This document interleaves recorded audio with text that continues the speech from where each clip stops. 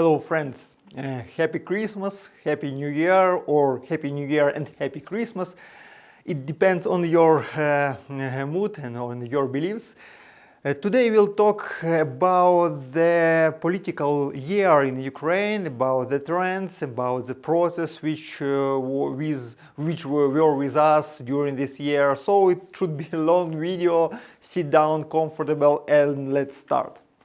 Of course, we'll start from the three or maybe four main trends in political system in Ukraine. The first is tightening the knots. The second is splitting political elites and increasing confrontation within the political system of Ukraine. The third one is cooling down a relation with Western partners. And maybe the last, but not the least, the fourth is continuation the sluggish conflict in the Donbass. Tightening the knots. In 2021, the policy of the current authorities of Ukraine, President's office, finally took shape towards the tightening the knots. To desire they establish full control over all key and strategical important areas in the country by the authority, the formation and image of the strong hand, suppression and discrediting of the main political and economical competitors. This trend began as the reaction of the President's office to the electoral crisis, when at the beginning of February 2021, 1 year ago, the ratings of authorities reached their minimum, about 20-22% for President and from 15-22 for the servant of people. At this time, the President opened a so-called internal front through the revitalization of the National Security and Defense Council of Ukraine, NSDC. The latter became a tool that allowed to authorities to apply measures to influence opponents without a court decision. In February, the work of opposition TV channel was blocked. Zik, News 1 and 112 channel of Ukraine in December, their receivers, Ukrlive and First Independent channel was also blocked. Viktor Medvedchuk, one of the leaders of the anti-Western opposition and co-chairman of the opposition Platform for Life party, was placed under the house arrest. In March, the current government began a large redistribution of the Ukrainian subs-oil market. Also, I should remind the investigation on the Poroshenko and Klitschko and their team also. The NSDC introduced sanctions against 19 sub-oil companies. The very fact of the introduction of this sanction testifies to absence of grounds for the seizure of company property in the framework of criminal proceeding. Personal rotation in the government this year were also held for the sake of increasing the influence of President and his entourage in him. On May 18, the Verkhovna Rada dismissed 3 ministers at once: Ministry of Infrastructure Vladislav Krikly, Ministry of Economic Development, Trade and Agriculture Igor Petrashko, and Minister of Health Maxim Stepanov. In July, the Verkhovna Rada considered and accepted the resignation of Interior Minister Arsen Avakov, which was also made under the pressure of Office of President. In November, in order to establish more complete control of the Office of President over the work of the government and its main financial flows, personal rotation took place in the cabinet, again affecting 1/3 of its composition, with the expectation that part of the socio-economic failures of the power will be attributed to the dismissed ministers. Another element of tightening the knots is the outgoing year is the numerous searches and criminal proceedings against political opponents of the government, including the team of Poroshenko, Klitschko, regional elites, who was considered by the Office of President for several months as competitors in the upcoming presidential and parliamentary election in 2023. In the outgoing year, the cabinet minister approved a new strategy on informational security of Ukraine, which provides for the improvement of the regulatory framework in the field of the informational policy and determines the interaction of law enforcement agencies with local governments and public organizations. The state is trying to establish more powerful control over the main media resources of the country, and it should be lead for it. The head of the Verkhovna Rada, Dmitry Razumkov, also was dismissed this year. The main reason for this personal decision was that in this way the president's office was trying to eliminate one of the rather strong potential competitors of Vladimir Zelensky in the next presidential election. Talking about the Razumkov, we should remind that Razumkov was the first number in the list of servant of people in the last election. Also, he was one of the main. In December, the Office of the Prosecutors General signed a motion to arrest fifth president of Ukraine, Petro Poroshenko. We are talking about a case for the purchase of coal from the Donbass. The defendant in this case is Viktor Medvedchuk, who is under house arrest, and ex-energy minister Vladimir Demchyshin and others. Poroshenko is considered in the office president as one of main competitors, therefore this accusation is quite natural. At the end of this year, President of Ukraine ensured almost absolute control over the government of Ukraine and the security forces. This was not the case before Avakov resignation. Increased his influence on the judicial system, parliament and regional elites, increasing pressure of opposition, business and independent media, if they are consist or are at all. The concentration of power in the hands of the president took place mainly under the slogans of ensuring security, countering the Russian Federation and fighting with the oligarchs. At the end of the half of this tenure as the head of the state, Vladimir Zelensky had a press conference against the backdrop of the number of scandals related to the Wagnergate, investigation about the birthday of the head of the office of President Andriy Yermak, the likelihood of a Russian invasion, and others. The president made it clear that any attempt to organize protests on continue an informational attack of the authorities, whether by Rinat Akhmetov or someone else, will end in the sharp suppression and accusation of all these involved in treason work for the Kremlin. Of course, we should talk about also the crisis between the office of president and judicial system, situation under the Constitutional Court, under the High Court of Ukraine, but this process is not still finished. And there are struggle between the three main players: Office of President, judicial system itself, and our Western partners who trying to make a control over this system. The second political trend is splitting political elites and increasing confrontation within the political system of Ukraine. In early November, Vladimir Zelensky signed the so-called anti-oligarchic law. We talked a lot about this law before, but I remind you that this law can become a tool for the intercepting financial flows, controlling the media and political parties by the authority.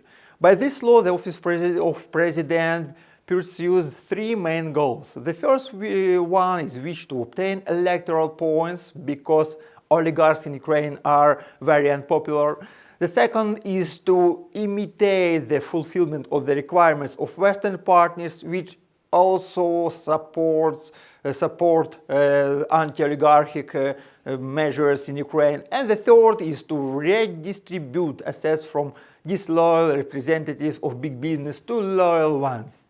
In turn, the promotion of such a policy led to a conflict between the president and the opposition political and economic elites. there is a consolidation of political and financial group against Vladimir Zelensky and his team. In 2.5 years, the president got rid of all the key figures that brought him to power or initially formed power with him. Andrei Bogdan, Dmitry Razumkov, Arsen Avakov, Ruslan Raboshapka, Alexei Goncharuk and many others. All these people are now opposite to the president. Rinat Akhmetov, Petro Poroshenko and Medvedchuk and other key political and economical players of the country were on the one side in the political system of Ukraine, the anti-presidential one. It is highly likely that representatives of big business and political cycles dissatisfied with the Vladimir Zelensky policy will unite around any oppositional leaders who could defeat the incumbent president, and one of them may be Dmitry Razumkov or Klitschko, or unexpected leaders from the number of sportsmen, doctors, military and so on. The third trend is cooling down relations with the Western partners. A difficult situation has developed around the implementation of reforms necessary for the West. In particular, judicial reform and corporate governance reform in state-owned companies. Although there are problems with the government and National Bank of Ukraine, their compliance to the Western partners.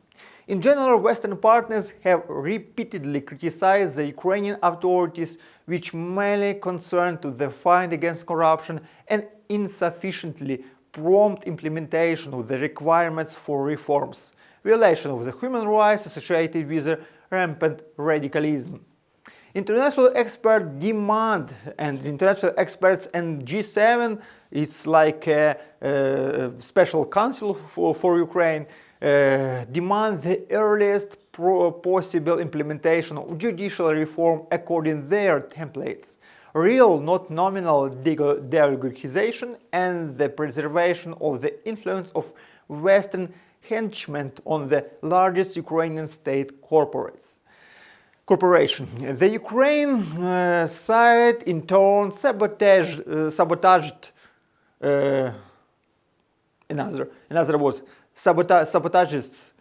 these demands and fulfills them in its own way.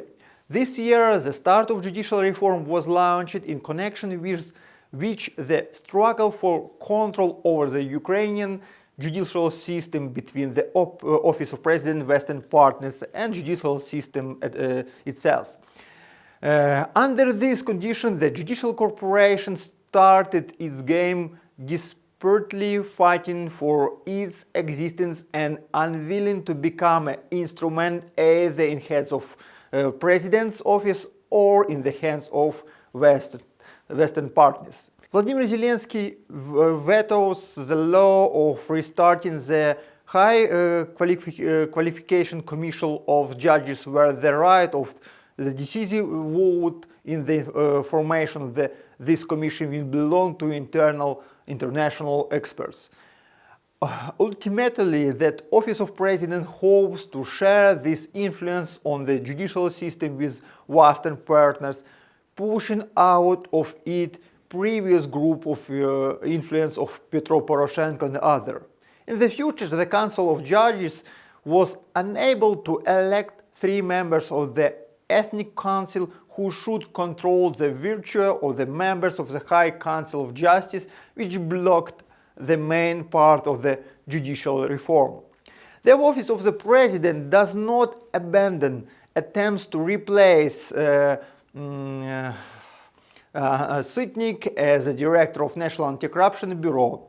In addition to the Cabinet of Ministers dismissed Andrei Kobolev from the post of the head of the board of the Naftogaz of Ukraine, the government is also considering opposition for reformatting and weakening all supervisory boards and state-owned companies, which could further weaken the influence of European and American partners. With the strengthening of the confrontation between Zelensky, Western partners, and the judiciary for the influence of judicial system, the constitutional crisis is intensifying in the country. With the aim of exerting pressure on Andrei Tupitsky and forcing him to voluntarily leave the post, criminal cases against the removed head of the Constitutional Court will multiply. At the end of the year, the United States will impose sanctions against Tupitsky. In November, the Ukrainian government takes a new obligation to the International Monetary Fund, which execrable the dependence of the domestic banking system and the social security system on Western creditors. The appointment of the head of the Special Anti-Corruption Prosecutor until December 2021 is one of the structural beacons of Ukrainians' memorandum with the International Monetary Fund. At the same time, this process continues to be delayed, and on December 24, the Commission again did not approve the winners of the competition for the post of the head of Special Anti-Corruption Prosecutor. Throughout the year, there were a series of waves of discreditation of Vladimir Zelensky and his entourage by Western media. In particular, leading Western media are active, but they wrote about the role of Vladimir Zelensky in the Pandora dossier, which reveals the offshore schemes of high-ranking politicians and officials of a number of states. In the future, within the framework of the same trade, several more waves of the discreditation arise, in particular the investigation of the schemes about how Zelensky and Shefir contributes to attempt to withdraw assets from the Kurchenko bank, new investigation from Radio of Liberty on Wagnergate, etc., etc. In particular, in November, Bellingcat published a full investigation into the likely disruption of the Wagner operation. This circumstance testifies to the dissatisfaction of the European Union and United States representatives with the sabotage of the reform in Ukraine aimed at strengthening external dependence. Of course, there are also reasons the conflict and struggle inside the Ukrainian political system, and part of this publication and investigation should be asked from Ukrainian elites, for example, from Petro Poroshenko. Continuation of the sluggish conflict in Donbass. Again, the background of the lack of progress in the political part of the peaceful settlement in Donbass, as well as the growing geopolitical confrontation between the West and Russia, the situation in the zone of armed conflict in the state of constant tension. In September, the United Nations noted that the total number of deaths and injured was 51% higher than in the previous 6 months. In general, for the period of the conflict, the total number of victims of hostilities in Donbass, according to the United Nations, in the period from April 14, 2014 to June 30, 2021 is 42,544 for 5,000 people. Among them, 13,200, 13,400 dead, at least from them near 4,000 civilians, about 4,000 Ukrainian soldiers, and about 6,000 members of armed groups. Near 33,000 of people were wounded. Among them, near 7,000 till 9,000 civilians, near the 10,000 Ukrainian military, and near 14,000 members of armed groups. In the context of a deadlocked process of the peaceful settlement of the conflict in Donbass, representatives of Ukraine, in the person of Leonid Kravchuk, declared that their unwillingness to implement the Minsk agreement in Russian reading this text and questioned to the need to reintegrate the uncontrolled territories. In essence, such statements indicate the inability and unwillingness to the current government to solve the problem of peaceful settlement in Donbass and the reintegration of uncontrolled territories. The process of formation in public opinion of the opposition of the unreality of the implementation Minsk agreement continue. Given that all the formats the Donbass settlement are nominally preserved. In particular, in December, the Verkhovna Rada, Parliament of Ukraine, nevertheless extended the law on the special status of Donbass, which was adopted in 2024 and then changed in 2015. The document did include the Steinmeier formula, which they pledged to enshrine in legislation following the Normandy 4 summit in December 2019 in Paris.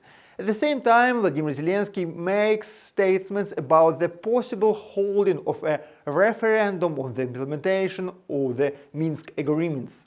That there is a signal to external partners and not to put pressure on the internal opposition.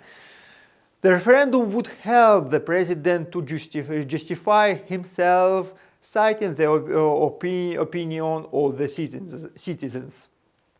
Due to the irreconcilable position of the parties, the negotiations in the Normandy 4 format have been divided of any progress. There are suggestions that the Normandy format can be revived at the expense of the new participant, for example, United States or other countries. For the Western participants of the Normandy Forum, as well as for Ukraine, only the very fact of the meeting is important, which makes it possible to declare that the negotiation process exists and has a certain dynamics. For its part, Moscow is ready to recognize the Americans as the participants in the Normandy Forum if they do not sabotage the Minsk agreement.